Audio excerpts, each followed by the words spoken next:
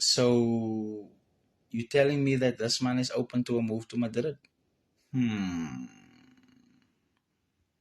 Hmm. I do think he's gonna be a good fit.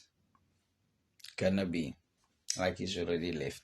I think he'd be a good fit because, especially the position that he's playing, Madrid needs someone that can pick up the ball from the defense, bring it forward the way Rodri does.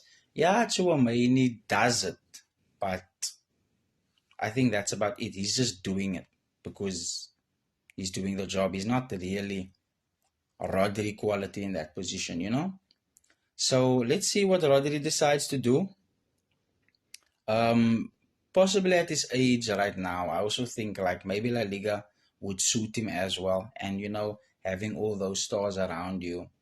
Not that City don't have stars, but come on now, it's Real Madrid. And definitely the man is gonna get a liquor pay hike too, you know. I'm sure he's on some decent money at City, but Madrid is at least gonna give you a little bit of that extra bag. But let's see what Rodri decides to do. Let's get it.